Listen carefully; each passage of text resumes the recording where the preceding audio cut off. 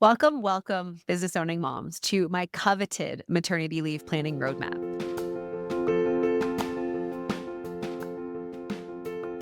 We are in the thick of our roadmap series takeover, and today's topic is working on maternity leave.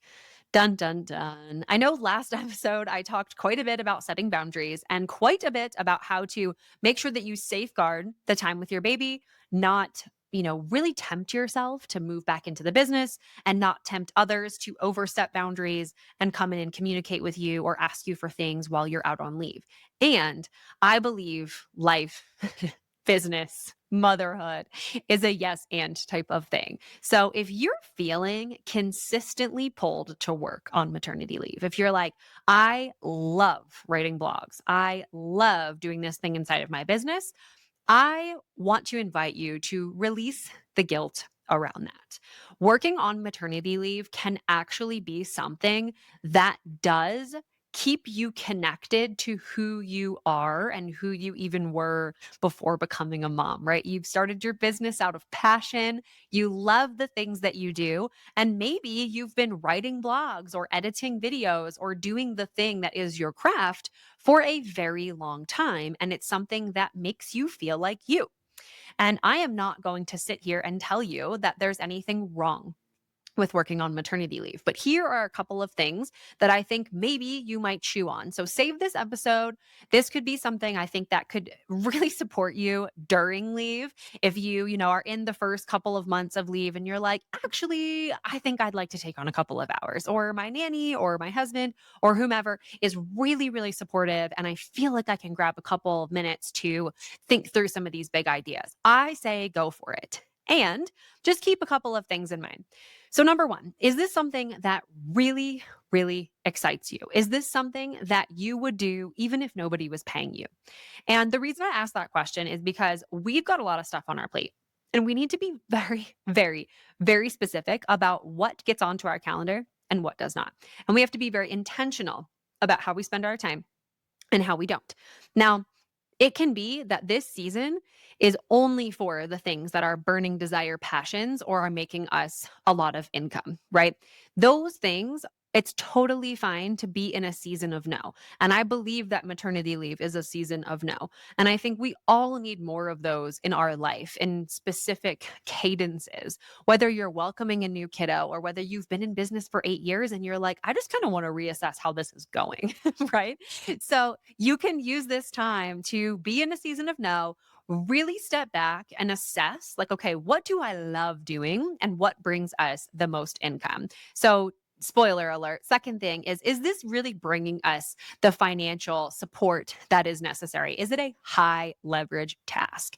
So, for example, if you step away from your baby to do a workshop and you love doing workshops or you love delivering and it's going to bring in new clients to the business or it's going to bring in new purchasers to the business, I say that's a perfect recipe for getting a babysitter, having mom come over for a second, or having your partner hang out with the baby. And then you go and do your workshop, get that, juice flowing that is so exciting and creative. And then you can go and step back away and be, mom and be in that little newborn bubble. Now, I want to make the caveat too that if you make a decision to start working on maternity leave and things start to feel hectic, like around month 3 or month 4, give yourself the freedom to be able to take the opportunities that you're excited about and leave the ones that you're not. So, for example, committing to a Tuesday blog every single Tuesday while you are postpartum is probably not the thing I would recommend that you do inside of the business. I think making weekly or daily commitments at that point feels a little bit like you may be overcommitting a future version of yourself that's just tired or maybe sleep deprived with your baby, because generally speaking, things change really fast with newborns. And if you've already had a kiddo, you fully know that. I think you can probably take this in and understand. If you have not yet, sometimes you just don't know until you know how it's going to go. So I think refrain from weekly, daily commitments at that point. I think a monthly commitment is fine if you want to kick up like a workshop series or something like that. But generally speaking, again, ask yourselves those two questions. Does it really light me up, and does it bring in revenue for us at AKA a high leverage task, right? So The bottom line here is don't be afraid. Don't feel guilty working on maternity leave. I really do believe that, especially as business owners, something that is absolutely true about what we've done here is we've started something from a passion of ours, most likely. Most business owners that I personally work with are really, really great at something.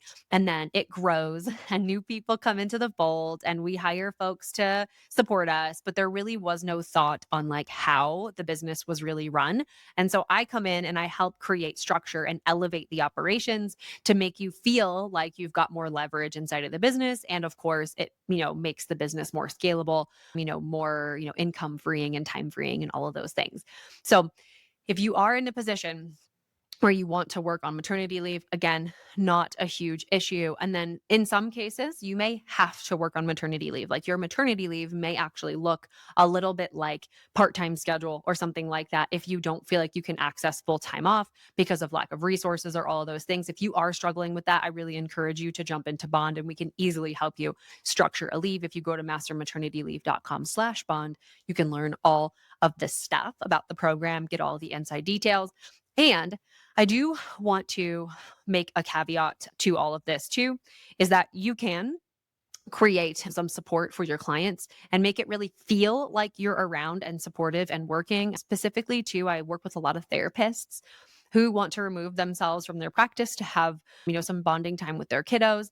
And there are several ways that you can tee your clients up for self-reflection or little monologues from you about how maybe they're feeling or how they might show up in their life, things like that, that you can kind of place in for, a 2-3 month period, 4 months, even if you want to take some of that time off to support your clients through that season. The same is true, for even me when I took my maternity leave with my second son. I set up prompts and things for my clients to think about and reflect on and send them to me. So it was a little bit more asynchronous and I could review their information and still very much feel like when I was out, I was still supporting them. And that was the feedback I got. So don't feel like you have to work and don't feel bad if you feel like you want to work on maternity leave. And if you're between, if you're like, actually, I'd still love to support my clients and I really do want to be off with my baby, there are creative ways to tackle that. So I hope this was helpful and encouraging. And I'll see you guys in the next episode.